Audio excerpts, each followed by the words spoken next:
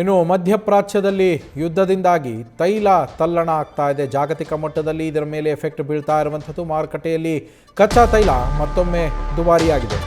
Global ಮಾರ್ಕೆಟ್ನಲ್ಲಿ ಜಾಗತಿಕ ಮಾರುಕಟ್ಟೆಯಲ್ಲಿ ಕಚ್ಚಾ ತೈಲ ದುಬಾರಿಯಾಗಿದೆ. ಪ್ರತಿ ಬ್ಯಾರೆಲ್ ಕಚ್ಚಾ ತೈಲದ ದರ $85ಗೆ ಈಗ ಏರಿಕೆಯಾಗಿದೆ. ಕಳೆದ ಒಂದು ತಿಂಗಳಲ್ಲಿಯೇ ಗರಿಷ್ಠ ಮಟ್ಟದ ಏರಿಕೆ ಇದು. ಈ ಬೆಲೆ ಏನು ಏರಿಕೆಯಾಗಿದೆ $85 ಪ್ರತಿ ಬ್ಯಾರೆಲ್ ಕಚ್ಚಾ ತೈಲ, ಇದು ಕಳೆದ ಒಂದು ತಿಂಗಳಲ್ಲಿ ಅತಿ ಹೆಚ್ಚು ಬೆಲೆ ಏರಿಕೆ ಆಗಿರುವಂಥದ್ದು. ಭಾರತದಲ್ಲೂ ಕೂಡ ಪೆಟ್ರೋಲ್ ಡೀಸೆಲ್ ದುಬಾರಿ ಆಗುವ ಭೀತಿ ಇದೆ. ಈಗಾಗಲೇ ಭಾರತದಲ್ಲಿ 110ರ ಗಡಿ ದಾಟಿಬಿಟ್ಟಿದ್ದೀವಿ. ಇದು ಇನ್ನಷ್ಟು ಹೆಚ್ಚಳ ಆಗುವ ಆತಂಕ ಕಾಡ್ತಾ ಇರುವಂಥದ್ದು. ಭಾರತದಲ್ಲಿ ಮತ್ತೆ ಪೆಟ್ರೋಲ್ ಡೀಸೆಲ್ ದುಬಾರಿ ಆಗುವ ಎಲ್ಲ ಸಾಧ್ಯತೆಗಳು ದಟ್ಟವಾಗಿದೆ.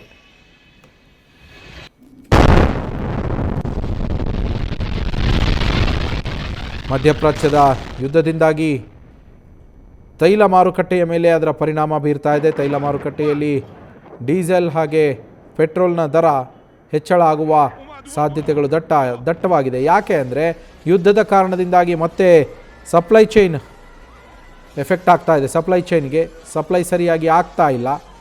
ಈ ಹಿನ್ನೆಲೆಯಲ್ಲಿ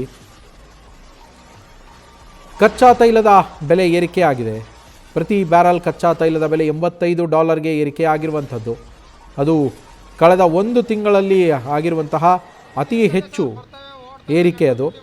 ಈ ಹಿನ್ನೆಲೆಯಲ್ಲಿ ಮತ್ತೊಮ್ಮೆ ಪೆಟ್ರೋಲ್ ಹಾಗೆ ಡೀಸೆಲ್ನ ದರ ಭಾರತದಲ್ಲಿ ಹೆಚ್ಚಾಗುವ ಎಲ್ಲ ಸಾಧ್ಯತೆಗಳು ಕೂಡ ಇದೆ.